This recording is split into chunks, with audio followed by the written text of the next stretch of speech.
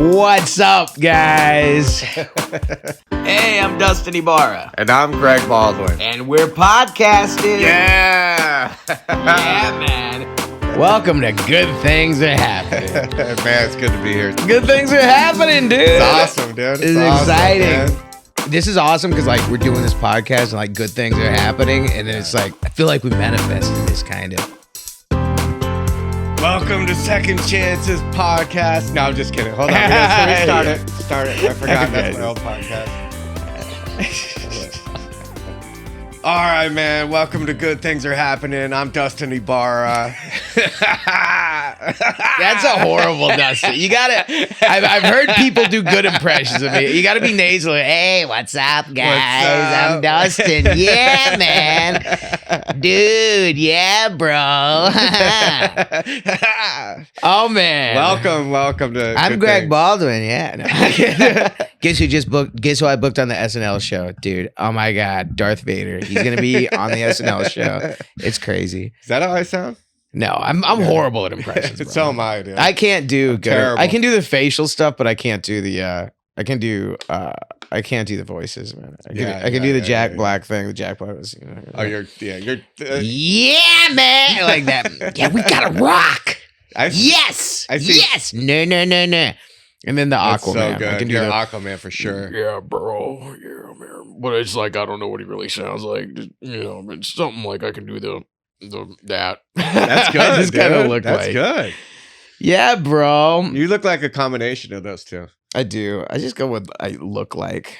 I love opening a set with I look like so and so. Yeah. It's a good opening. It is a good. Yeah, it's a good line. It's very endearing. It's funny. Yeah. There's a little bit of truth to it. Because you do. You look like Jason Momoa. You You kind of some look like Jack Black too. Fat Aquaman. Yeah. Yeah. It's Yeah. good, dude. What's going on, man? How's everything good? Things are good, dude. Things are really good right now. I was in New York, and one cool thing about that is I saw my little brother, Nice. which that was awesome. All my family, we live in different parts. Like my older brother and my mom live in Dallas. Okay. My little brother's in New York City.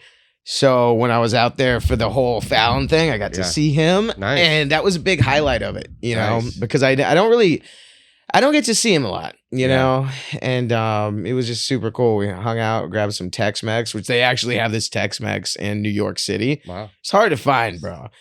I forgot the name of it. Javelina's, I think. But What's the difference with regular Mexican and Tex-Mex? a green card. No, I'm just kidding. Tex-Mex versus Mexican food, like Tex-Mex is like, I guess it's kind of like whitewashed, There's a lot of like cheese and like cheeses, meaty chilies, flour tortillas. Okay. Which that's hard to get around here because the food around here is very like Mexican food. Like it's like tacos, you know what I'm saying? Yeah. And other stuff, but like tacos with corn tortillas. Is Taco Bell authentic Mexican? I don't think so. It's I love Taco Bell, man. It's like me. Like I'm Taco Bell Mexican. You're Taco Bell Mexican? yeah, because I'm half Mexican. Oh, you are? I was like, but my dad wasn't around when I was a kid, so I didn't get that Mexican culture. So he was taco truck Mexican? Yeah, that's the joke. I do that. I just stole your joke. But anyways. That's awesome, man. So you got a good meet up with your brother. Was he proud of you that you made it on the Tonight Show? He was very proud. He was super proud. That's awesome. It was a good time. And we what did we do? It was cool, My little brother, he's super cool. That's good nice. guy. That's nice. He's gay. Yes, Which he's cool with me saying that. Yeah. He's like out of the closet. And my mom is like super religious, which is they're not really getting along right now, Okay. But does she have a problem with that? Yeah, a little bit. She's very Okay. old school, but she's coming around and like it's very it works out great for me because no matter what I do, I'll always be the good son. Yeah. Like I could call my mom from jail and be like, "Hey, mom, I need bail money." She's like, "Oh my God, what'd you do?" I'm like, "Hurry, these guys look cute. You don't want another one turning." And she's She'll like, bail you right out. "Yeah," but it was great seeing my little brother. I feel That's like family's awesome. important, man. Family is super important. I've been I recently visited my parents a couple times, Mm-hmm. and they're doing great. My mom's they're both 81 years old, and I really value the time that I get to spend with them and talk to them on the phone. I talked to them last night for about an hour, half hour on the phone. And listen, they're doing great. I'm sure, we have many, many years left to spend together. But every time I cherish these moments. Yeah. And I'm present and I'm aware, where I wasn't before when I was drinking and using. Life is temporary and everything is temporary. So I want to stay present and really enjoy it. And I love talking to my mom and my dad. And it's, I always go to them with my problems. They have great solutions and we are able to talk. And my mom, I was talking to her last night. She said I posted a comedy clip. And she saw it? Yeah, she says she wakes up. It's the one about the dentist. And and the one about sobriety, getting sober off meth. And she said she's been waking up at like 4 a.m. and she wants to feel better. So she's been watching my clips over and over and over. What? Again. Yeah. Oh, that's awesome, dude. I love my parents. I love your parents. Awesome. I don't even know them, but they seem cool. They got to meet you, dude. They know all about you. We got to hang out. You, so they got to meet Jay Moore and I were doing shows in San Francisco at the Punchline, and they got to meet Jay, and Jay loves them. And it's just, the point of the story is family's really important. And I cherish it and I want to be present for it. And and I'm super, super grateful for my mom and my dad. That's my check-in. That was a good check-in. It is a good check-in. I like that. Yeah. Family's important. Family's important, that's a good thing. Family's important. All right, man, let's get to our guest today. I'm so excited to have this guy because he has helped me tremendously in the short period that I've known him. We're going to talk about some really incredible stuff. He's an Emmy award-winning producer. Awesome. Wow.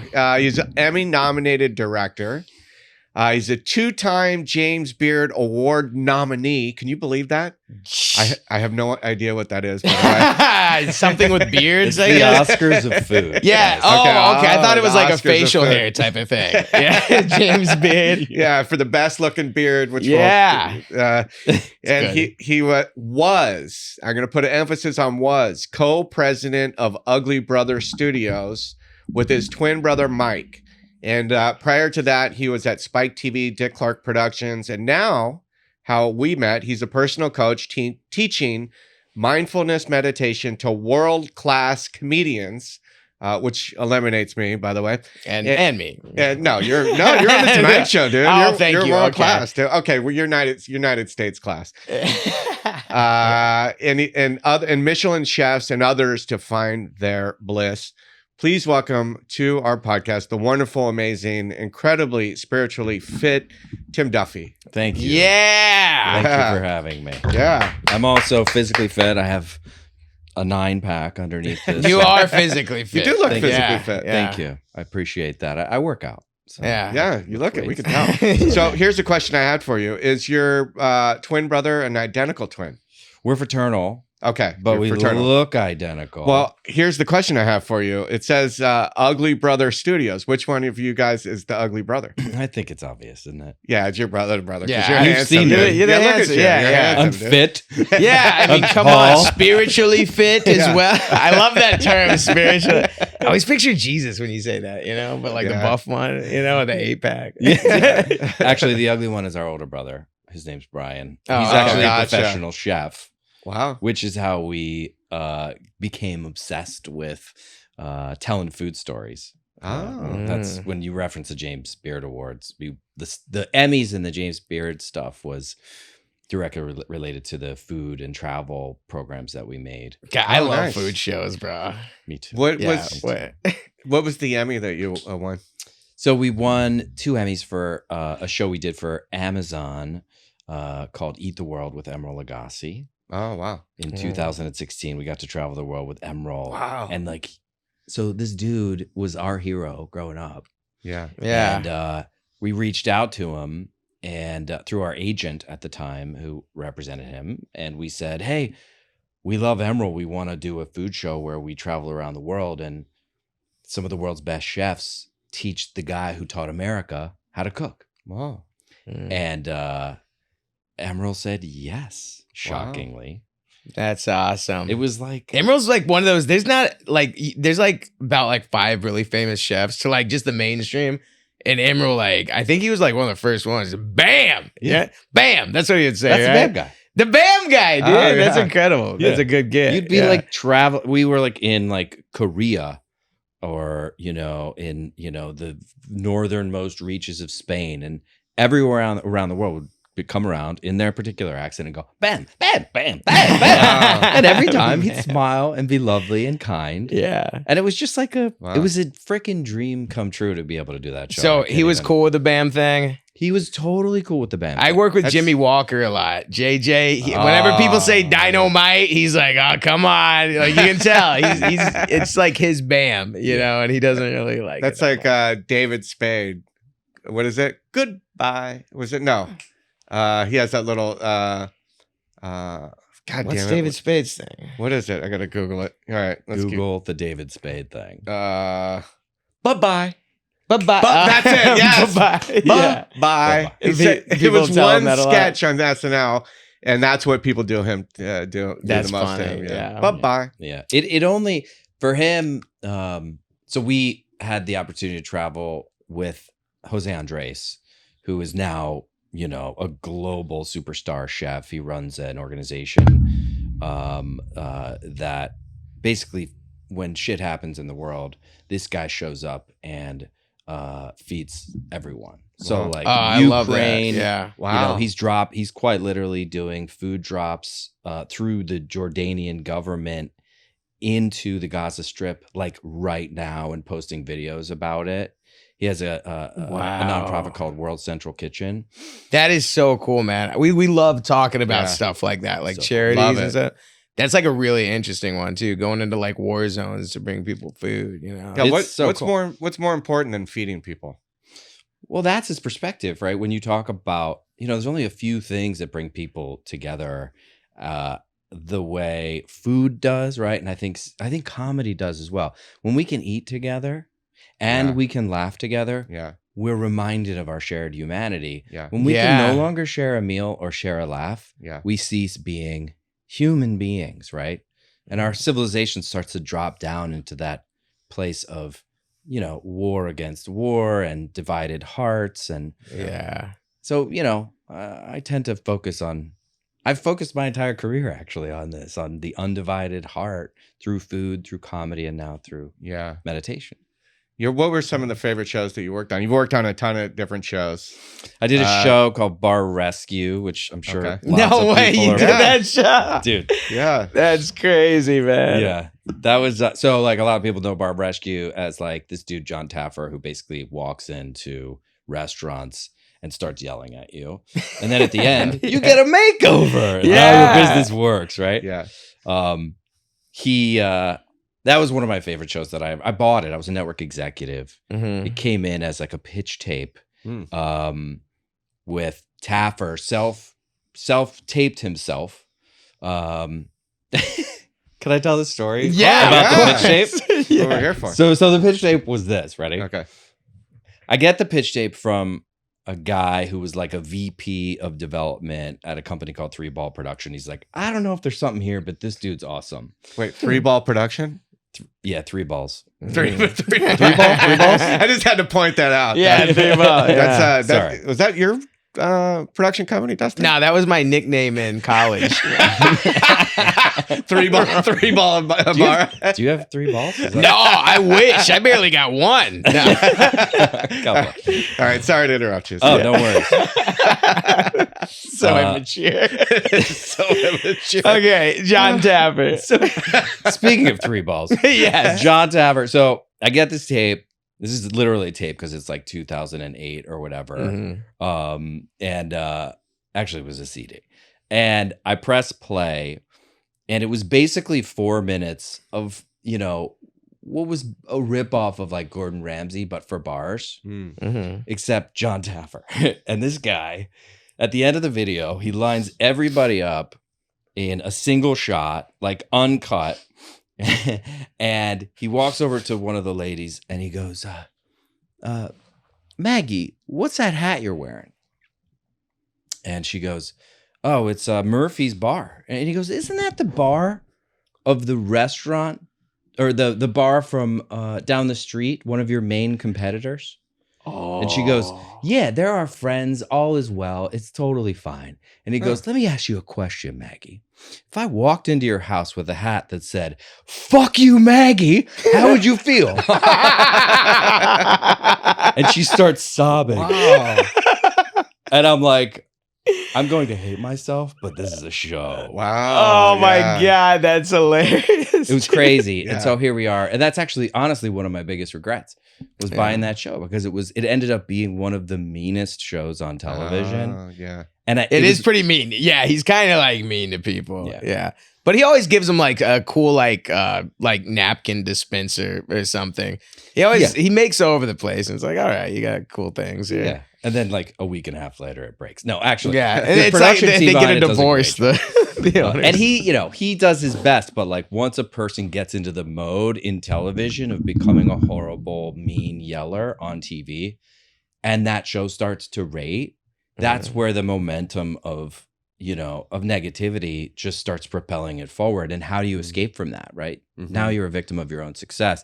And that's kind of what I mean by, I look back on that show and I'm like, oh, I brought some meanness, like too much meanness into my the world. God, yeah. You're you such a- created that. Yeah. So now you're evening it out by doing good things. Yeah. Hold on. That's the opposite of what we're trying to do in this podcast. Good things are happening, right? Yeah. He's creating. You're creating monsters, dude. You created a monster. You unleashed it. But you know what you're doing now, though? You're like the guy. You're like the guy the Nobel Prize guy. Remember, he like invented dynamite and it killed a bunch of people, and he was like, I don't want to be remembered for that. So then he created the Nobel Peace Prize. Oh, yeah, nice. yeah. Is that how that worked? That is, I think. I heard it. But listen, man, I'm no historical genius, but I'm pretty sure I heard it in a movie or a podcast or something. It must be accurate. I don't know. It's gotta be accurate. I don't know history at all. I saw Oppenheimer. I didn't know what was happening. I was like, oh, this is crazy. Are they going to build this bomb? I think that was a movie about Tex-Mex, wasn't it? The history Oppenheimer. of Tex-Mex. Oppenheimer. Yeah. Hoppenheimer. Oh, that'd be a great name for a beer. Hoppenheimer. Right? Yeah. Like Explodes hops in your mouth. Hops and yeah. Oh my God. I got to trade that. Or a hot dog. Oppenheimer. Oppenheimer dogs. Oppenheimer hot dogs. Oh yeah, I do a little hot dog review show. It's called Weenie Tips. I'm just saying.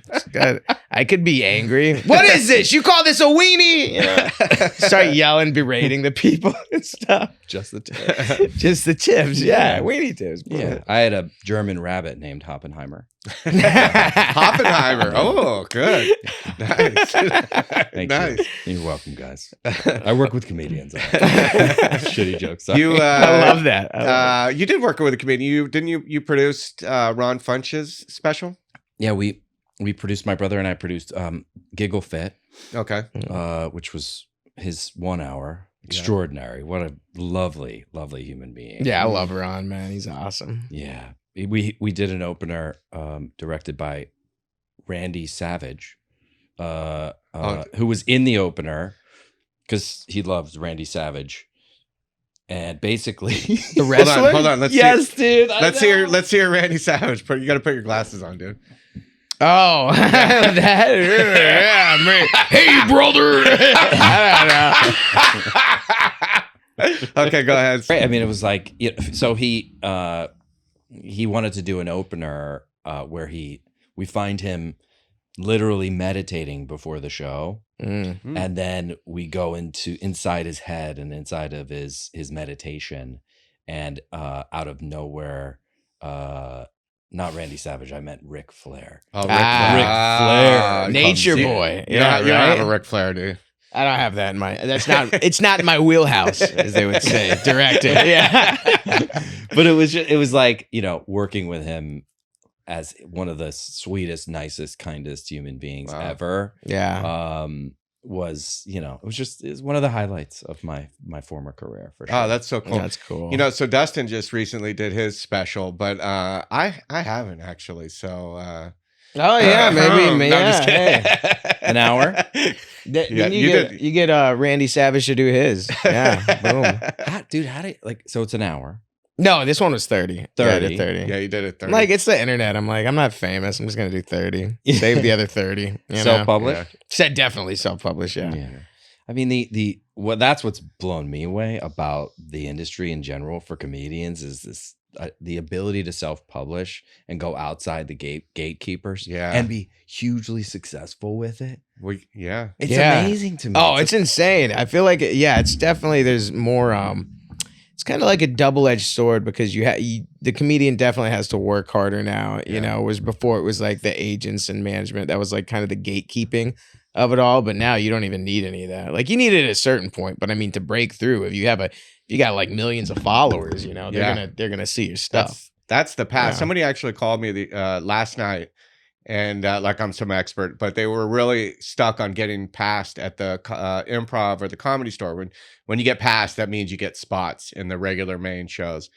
And I'm like, well, you gotta be famous or whatever. I'm like, that's the wrong approach. I think you really need to focus on self-development and comedy clips and content. And, I mean, there's, that seems to be the path now, is to do it yourself, right?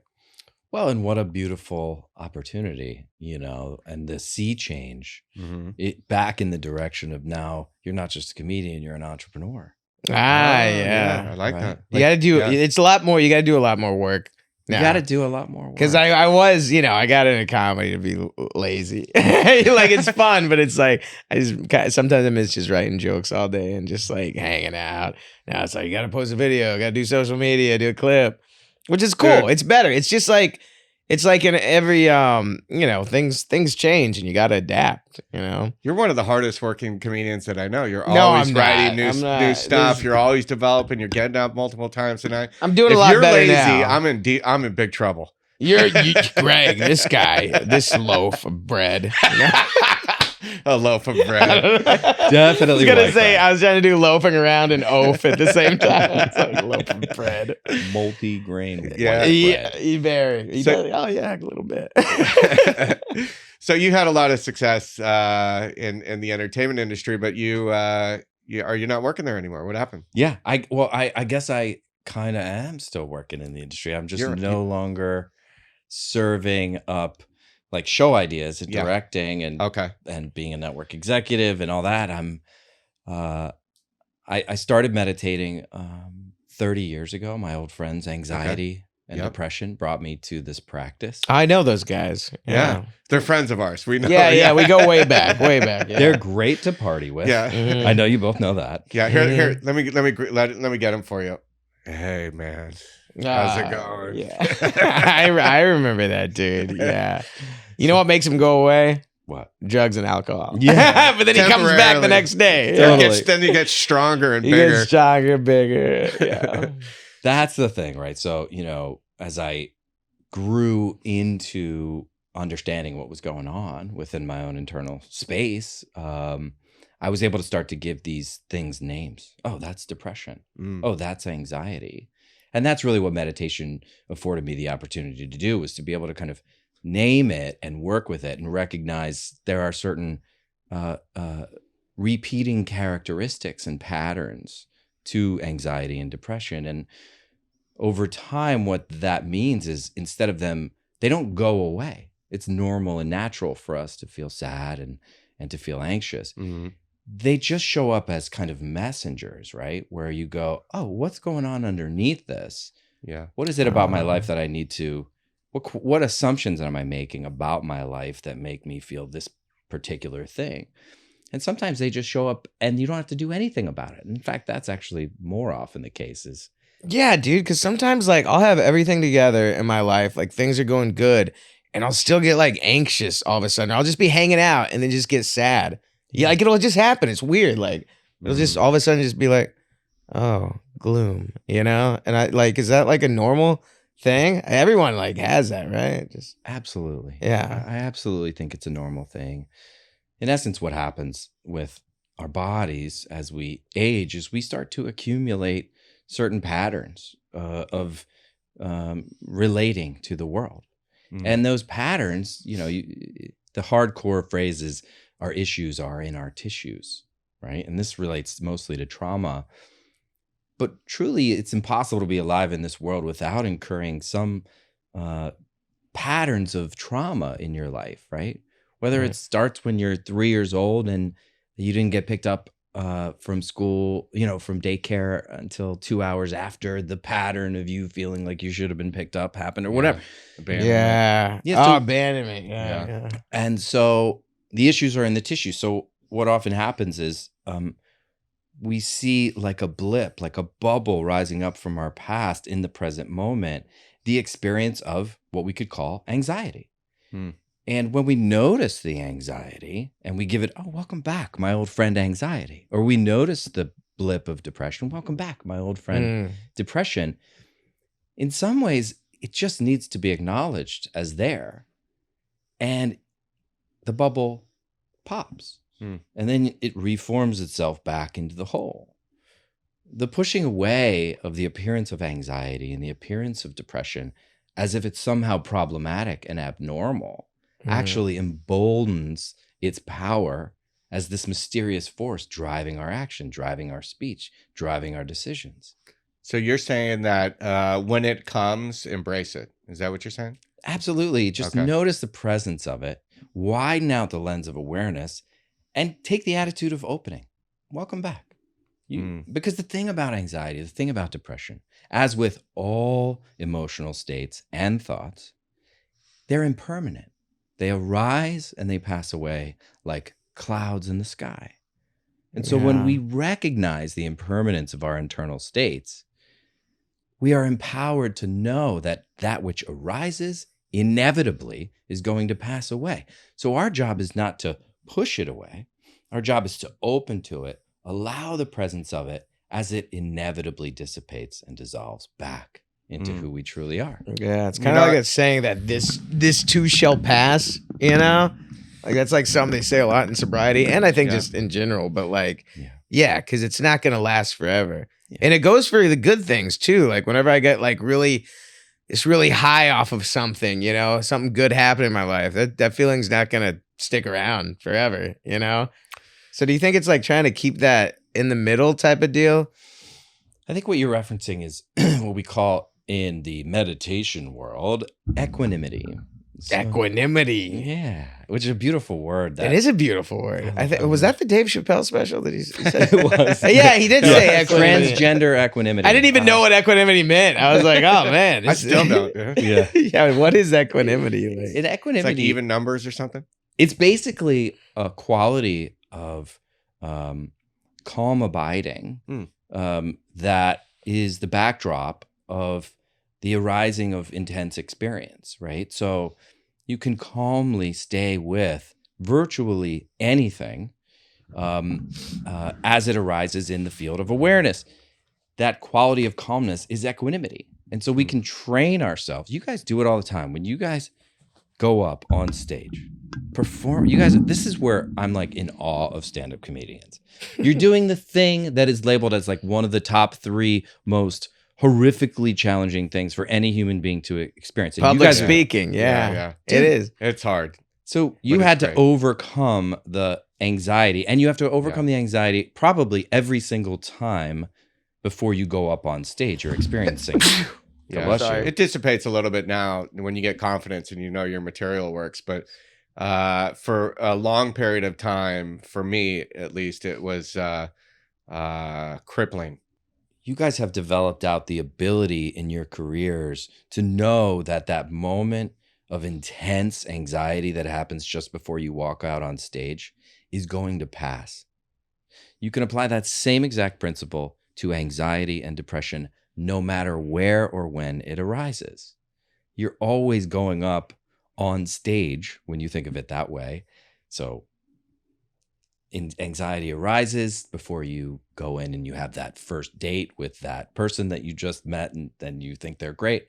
Anxiety arises before you walk into the house to meet your parents after you haven't seen them for whatever the case might be. You meet it just the way a stand-up comic meets the pre-stage anxiety. You know this shit's gonna pass just by the very nature of having done it 1,000 times before and confronting it every time fearlessly and saying, you're not a problem. You're an energy that I can work with. That's how we develop equanimity in the face of big discursive emotions like anxiety and depression. Sometimes when I have that anxiety, I'll take 3 deep breaths like 3 really deep breaths. I love doing that. And then I always feel better because a lot of times I forget to breathe. And oh, dude, I always forget to breathe. Yeah, I'll be like, especially if it's like a big show that I'm really freaking out about. Like with that whole Tonight Show thing was like I was kind of freaking out, and just backstage I was just like, when I meditated that morning, I tried to use like every tool that I had. You know what I'm saying, to just kind of like calm that and get the equanimity going on. And so, what happened when you took the stage? So you walked out. Walk out. What's that experience like for you compared to the anxiety going in? It's nerve-wracking, you know, because you're like, okay, a lot of people are gonna see this. You're kind of going over your jokes. You're saying like, I'm mostly like saying like what not to do, like don't curse. You know what I'm saying? Don't mention McDonald's, don't mention any corporate things, and just do it. And then yeah, you go out there and you do it, and it's done, and kind of it's like, oh, it's all over. All right, we got to whole step back. Huh.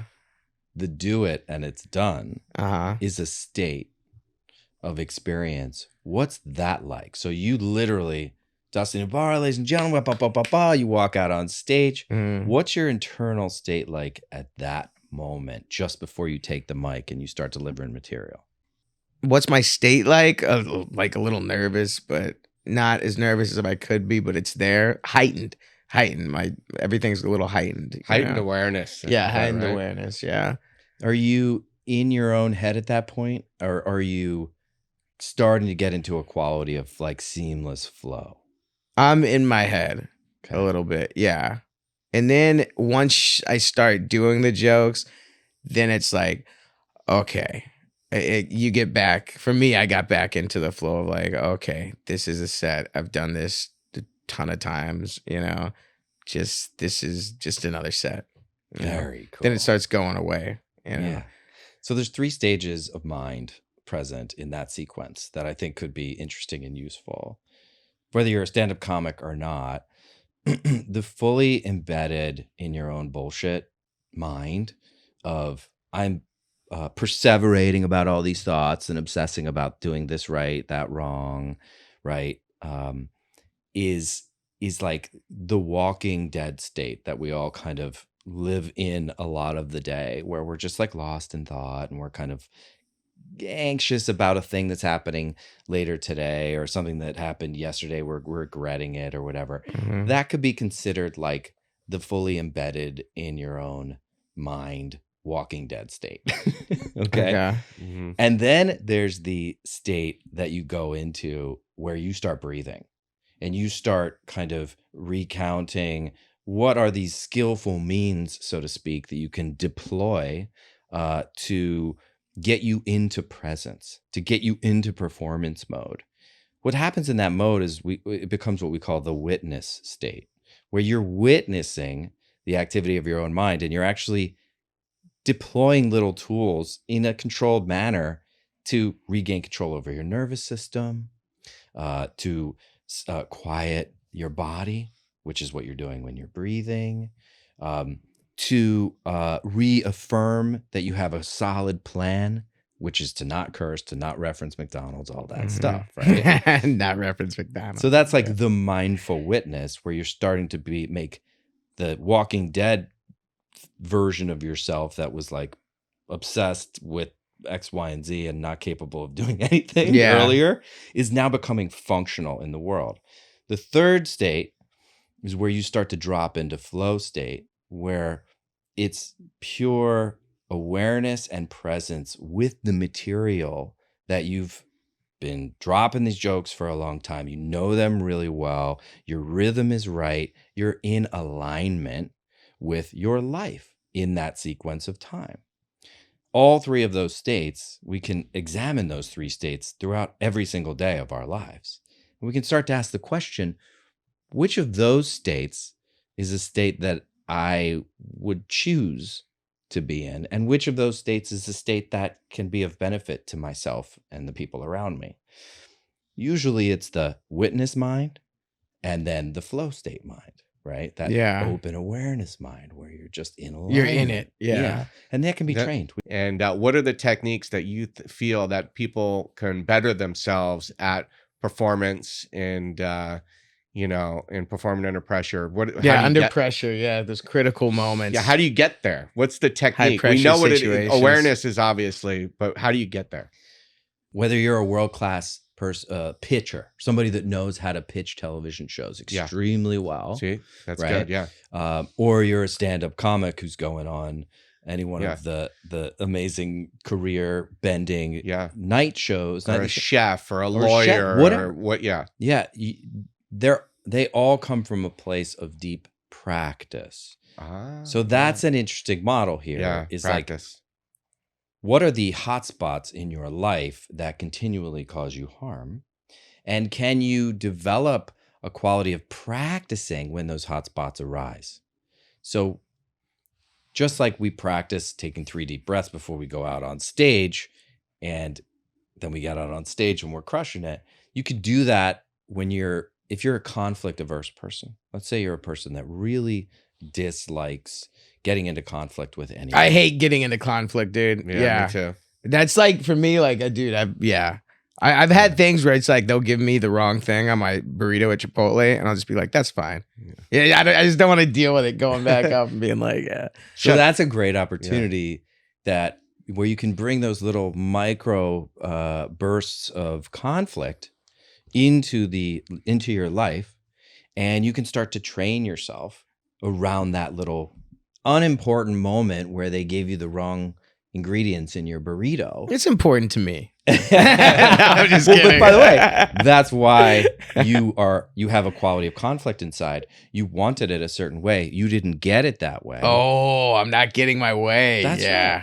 And that's actually underlies a lot of the internal feelings that are so disruptive in our lives, is we're just not getting what we want. Mm-hmm. So you get the burrito. Self. That's an opportunity to practice, to quite literally just take the position of, I'm going to have a conversation with that 17-year-old asshole who just gave me my bad burrito, but I'm going to do it with presence and poise and compassion and kindness. I'm going to communicate in ways that are beneficial to myself and that other being. I know that sounds like a lot, but just doing it around the burrito gives you the muscle memory to be able to deploy that same exact skill under even more intense circumstances. That's why it's called practice. Well, my story in my brain that I tell myself is that my negative story is I'm not gonna be successful.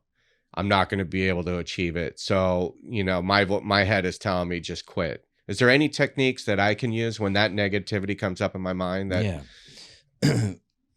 First, we have to understand what that is that's happening in that moment, which you already are aware of the story repeating itself.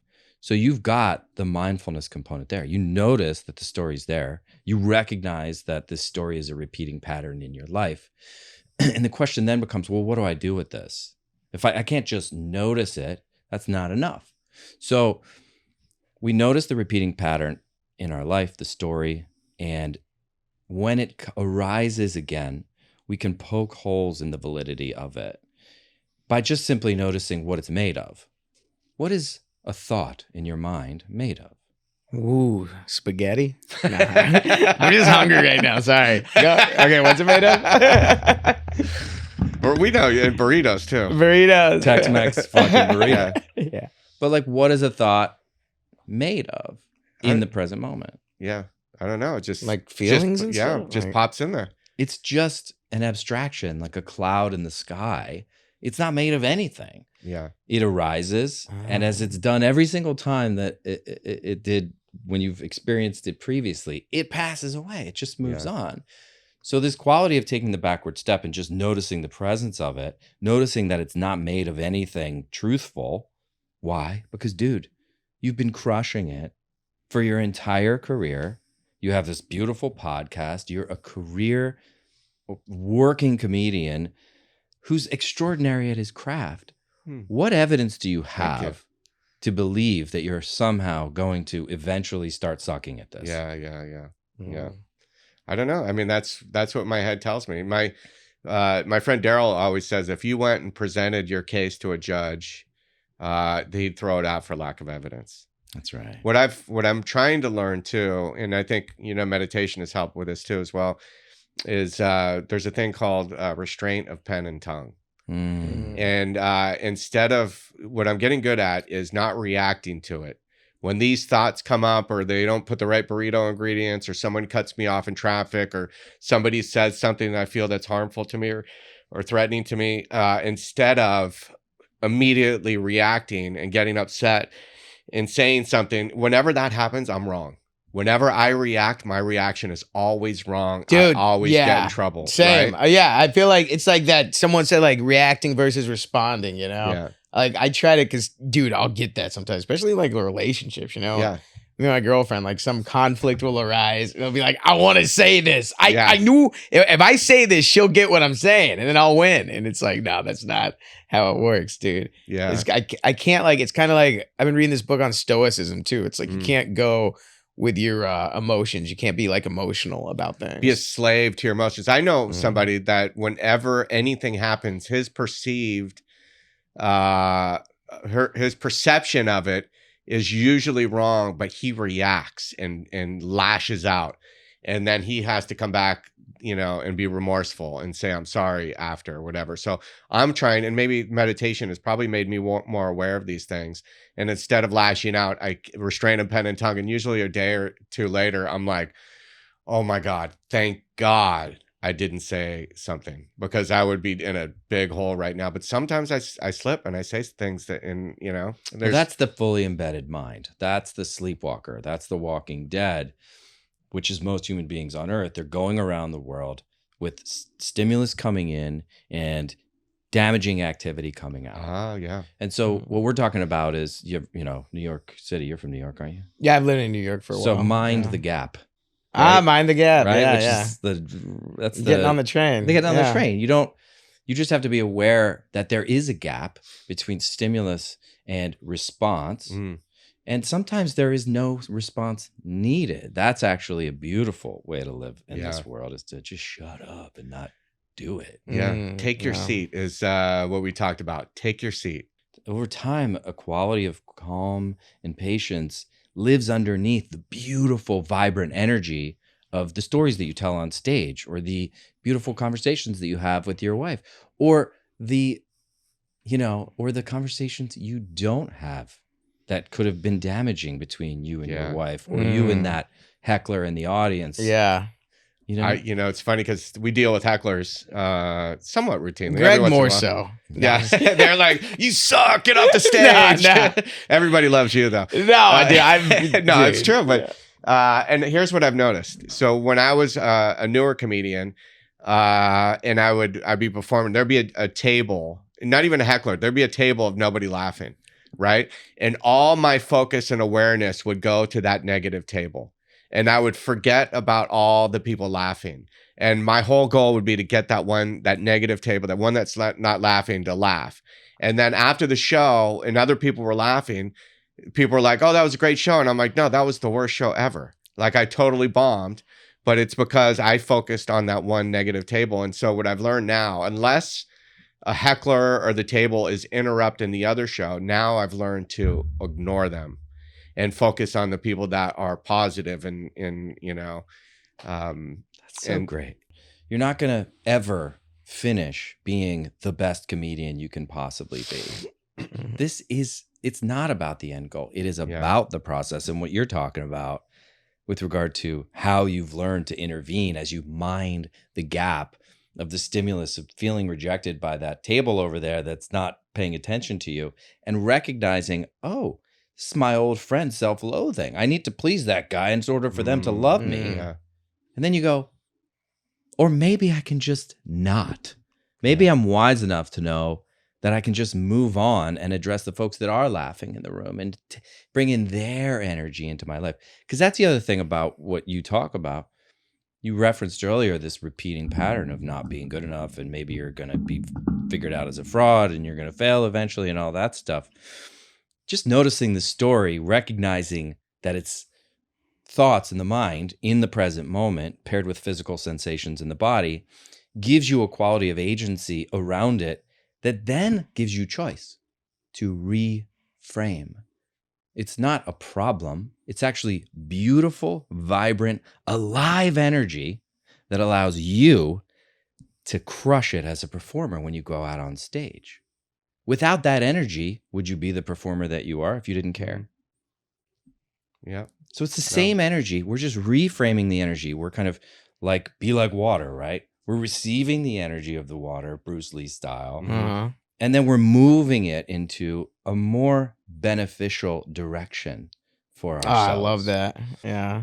You know what, the one of the things I've noticed about my meditation, the reason I had started meditating was I had seen very successful comedians, and they all talked about meditation, how it impacted their ability to be creative and present and so forth. And so like Seinfeld and Ellen DeGeneres and even Howard Stern, they were all talking about meditation.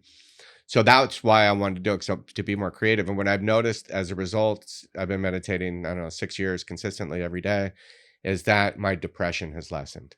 My anxiety has lessened. And, have you found that meditation, you've been doing it for 30 years, what are some of the positive impacts that meditation has had on you?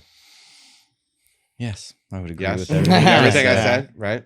Yeah, I mean, I think it's... And I'm more creative, and I'm more conscious, and I'm aware of these stories, and it's had such a profound impact, Oh yeah, and I can definitely feel it when I meditate. Like, I'm a little like less on edge, Yeah. And I can, like today, for example, I didn't meditate. A little bit, there's something, nothing crazy, but a little something is off. I wish I would have meditated. You know what I'm saying? And it's something like, I feel like it is a daily thing, because I was I'll try doing it, and then I'll just kind of like just stop. It's like getting on an exercise bike. I'll do it for 3 minutes and like, all right, I can't. What am I doing? This is stupid.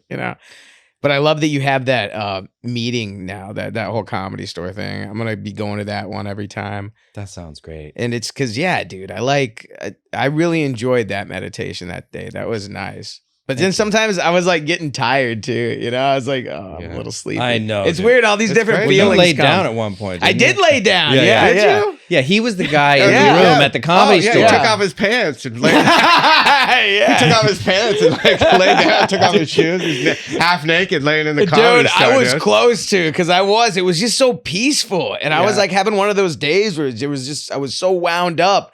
And I was just like, this is nice. This is just chilling. I could have knocked out right there. I man. loved it. Yeah. What it does, so what does it do, right? We walk around the world in that kind of like sleepwalking, Walking Dead way, where we're not actually awake and alive to the presence of what's happening.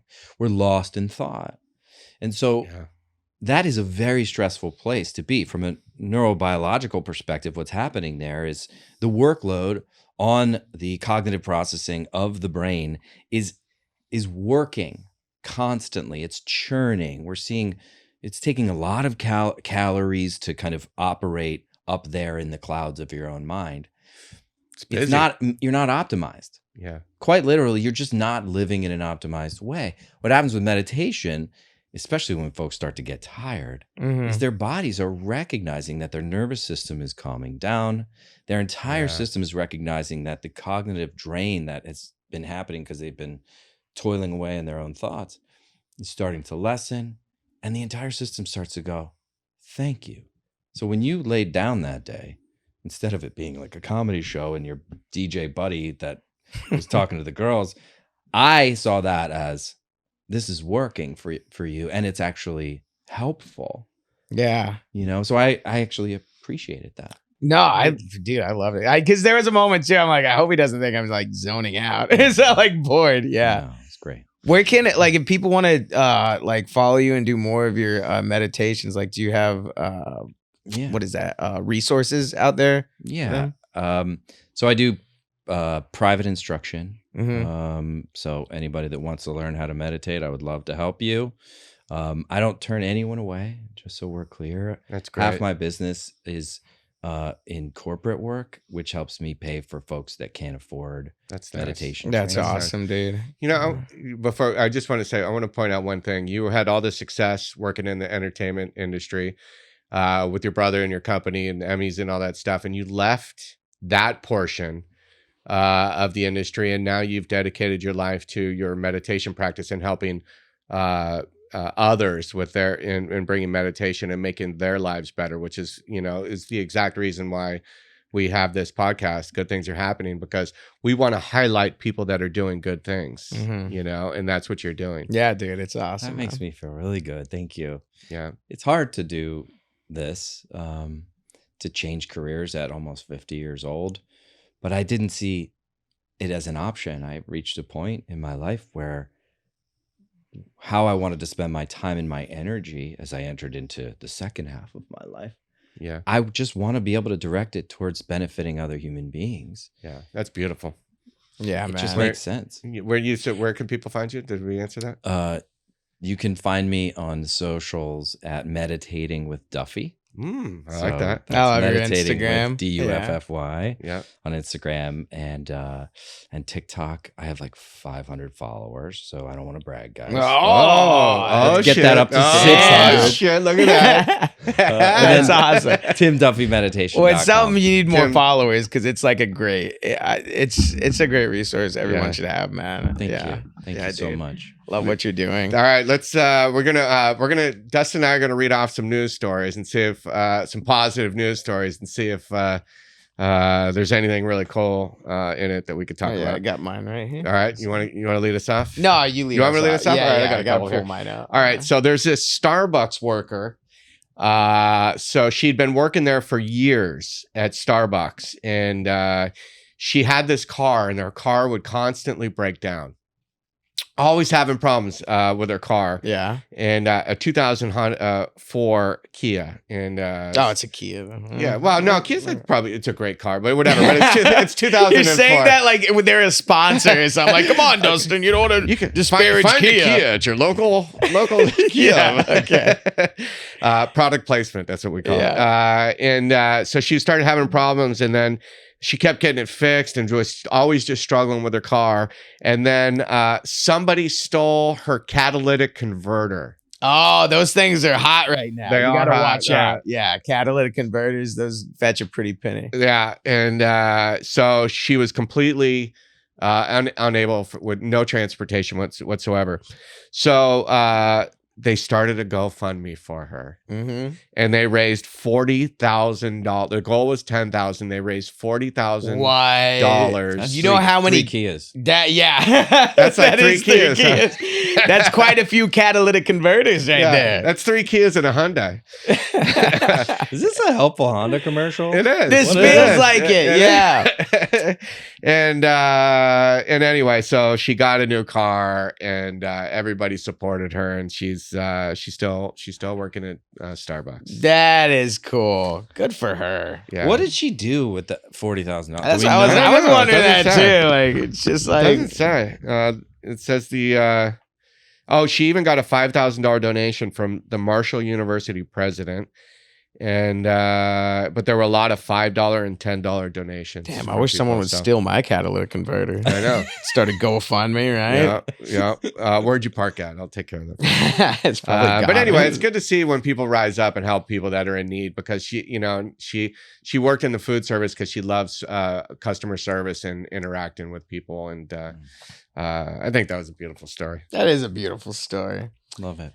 Well, this one is about this pet detective lady, which I didn't even know those exist. I thought that was just like an Ace Ventura, Jim Carrey character. But this lady, Erica Hart, she dedicated her life to reuniting lost dogs with their owners, and she's facilitated the return of 330 dogs without charging a fee.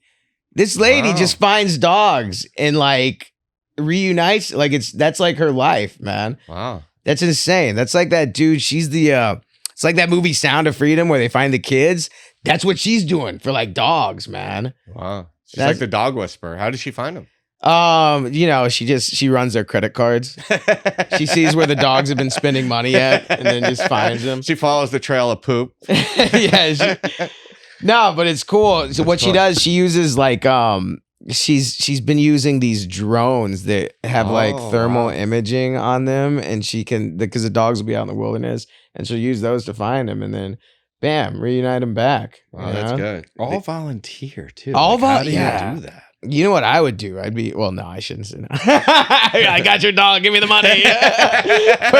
Get him to bark into the phone. Yeah, do you hear that? No, I wouldn't do that. I would give him my a dog. Yeah, it is. But it's just, but that was clip a toenail. Dude, but yeah, that really got me. I was like, That's cool. Good job finding nice. people's dogs. Microchips are going to put her out of business. Yeah, they are. Yeah. Well, some people will think that that's the mark of the beast, so they don't want to give it to their dog. That's a good story. See, there's good people out there. Yeah, man. And then I got another news story. 98-year-old woman becomes the first woman ever to earn judo's highest degree black belt. I think it's a 10th degree black belt. She started judo in 1935. 1935. Oh man. She's 98 years old, and she continues to teach judo 3 times a week at the women's dojo. I would love to be her sparring partner. Yeah. Oh man, I would take her down. So Finally, somebody you can beat. I'd be like, I took down the ultimate black belt in judo. Yeah, she was wearing the pins, but still, I defeated a master. No, that's really cool. She's not gonna get any elderly abuse in a nursing home, man. Nope. Do you imagine some orderly tries to boss her around, just chop? Yeah. Judo chop. I think that's what it's called. Yeah, but I think it's great. It's never too late to be what you could have been. Because I get to when I hit 40, I'm like, that's it. My life's over. I'm never going to amount to anything. That negative talk, that negative voice that I know is not true today. But it's great to see somebody at that age that's still participating. that's the thing, right? Those you hear about those human beings who've lasted that long because they're thriving in engaging with the world and being active in finding their edge and continually challenging themselves. There's something to be said about that. Yeah. Yeah. It really is, man. It's like looking at the, looking for those, instead of looking at the negative table, look at the positive. And there's so many positive things happening in the world today. And it's, I just love to be inspired. I'd love to be moved. And you're one of the people that do that for me with your meditation practice. And you're helping me evolve into a better person. And I know Dustin could say the same. I can, dude. Thank you so much for coming on, bro. Yeah, it's an absolute honor and a pleasure. You're both incredible comedians. And if I can help you in any way, let's do it. Also, for other comedians out there in the world that are struggling right now, there are resources available through Comedy Gives Back, who is helping me, who's helping. Great. I'm being able to teach other comics through a scholarship program of theirs. And then we do the monthly class at the Comedy Store. Our community needs to stay together. When we stop laughing as a world, we should be really, really scared. You guys are essential for this civilization, for this world right now. So thank you both. Thank you, Tim, man. What a pleasure, man. Yeah, dude. This has been a lot of fun, dude. Yeah. Very informative. Today was a very informative day. Yeah. Speaking of information, be sure and follow us. Good Things Are Happening podcast on Instagram. And we've got more episodes coming out. We're doing this every week. I love this guy. I love you, buddy. I love you too, dude. This is the best.